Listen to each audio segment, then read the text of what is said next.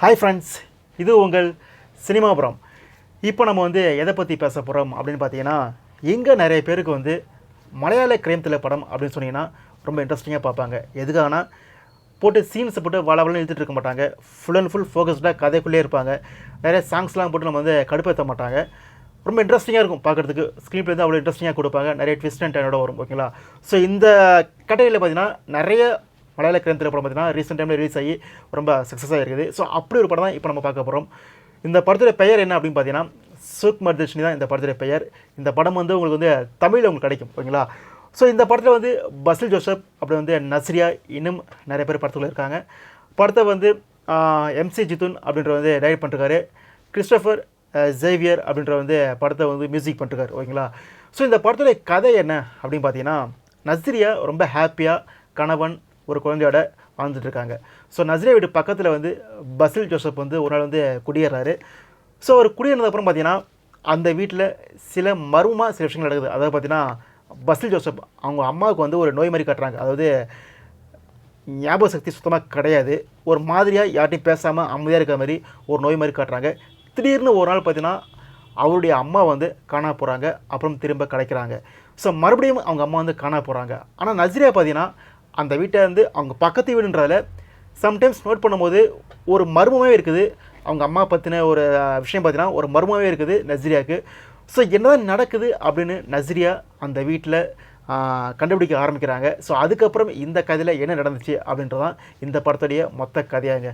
இந்த கதையில் என்ன ப்ளஸ் அப்படின்னு கேட்டிங்கன்னா, ஸ்க்ரீன் ப்ளே அவ்வளோ சூப்பராக இருக்கும்.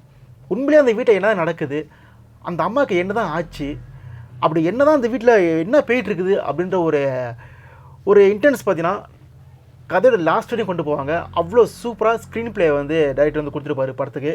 ஏன்னா நெக்ஸ்ட்டு என்னவா இருக்கும் அப்படின்ற ஒரு கட்டத்தில் பார்த்தீங்கன்னா பசில் ஜோசப் சில ஒரு ஜூஸில் மருந்துலாம் கலக்கி வச்சுட்டு போவாங்க. அதெல்லாம் நஸ்ரியா குடிப்பாங்களா இல்லையா அப்படின்ற ஒரு சீன்ஸ்லாம் பார்த்தீங்கன்னா ஒரு மாதிரியான டென்ஷனே கொடுத்துருக்கும்.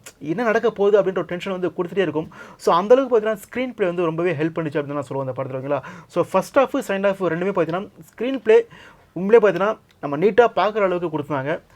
அதுக்கப்புறம் இந்த கதைக்கு என்ன தேவையோ அதை கரெக்டாக கொடுத்துருந்தாரு ஜேவியர் அப்படின்ற ஒரு மியூசிக் டைரக்டர். ஏன்னா மியூசிக் பார்த்தீங்கன்னா அந்த கதைக்கு அது ரொம்ப ரொம்ப பலமாக இருந்துச்சுங்க. ஏன்னா ஒரு கிரைம் த்ரில்லர் படம் எடுக்கிறாங்க. நிறைய சீன்ஸ் ஆக்ஷன்ஸ் கிடையாது. ஸோ ஒரு மாஸ் சீன்ஸ் கிடையாது, ஒரு கமர்ஷியல் எலிமெண்ட் கிடையாது, எதுவுமே கிடையாது. ஃபுல் அண்ட் ஃபுல் கதையில் மட்டும் ஃபோக்கஸ்டாக ஸ்க்ரீன் ப்ளே ரொம்ப நேர்த்தியாக கொண்டு போயிட்டு இருக்கிற ஒரு படத்துக்கு ஹெல்ப் பண்ணுறதே பார்த்தீங்கன்னா மியூசிக் தான் ரொம்ப ஹெல்ப் பண்ணும். ஸோ அந்த வேலையை ஜேவியர் கரெக்டாக பண்ணிட்டார் தான் சொல்லுவோம். ஏன்னா அவ்வளோ சூப்பராக அந்த படத்துக்கு மியூசிக் அமைஞ்சுது. ஸோ அதுக்கப்புறம் ஒளிப்பதிவு மலையாள படத்துக்கு சொல்லவே தேவையில்லை. அந்த கேரளாவை காட்டினாலே போதும், முடிஞ்சு போச்சு. அதுமாரி பார்த்தீங்கன்னா இந்த படத்துலேயே கேரளாவை அவ்வளோ காட்டுறாங்க. ஸோ ப்ளஸ்ன்னு பார்த்தீங்கன்னா இதுதான், நஸ்ரியா பார்த்தீங்கன்னா அந்த கேரக்டருக்கு அப்படியே இருக்காங்க. துருன்னு அந்த வீட்டில் என்ன நடக்குது அப்படின்னு கண்டுபிடிக்கிற ஒரு இது இருக்குல்ல. ஸோ அதில் நஸ்ரியா பார்த்தீங்கன்னா அவ்வளோ அழகாக இருக்காங்க, க்யூட்டாக இருக்கிறாங்க. அந்த கேரக்டர் அப்படியே வாழ்ந்துருக்காங்கன்னு சொல்லலாம். பசில் ஜோசப் சொல்லவே தேவையில்லை.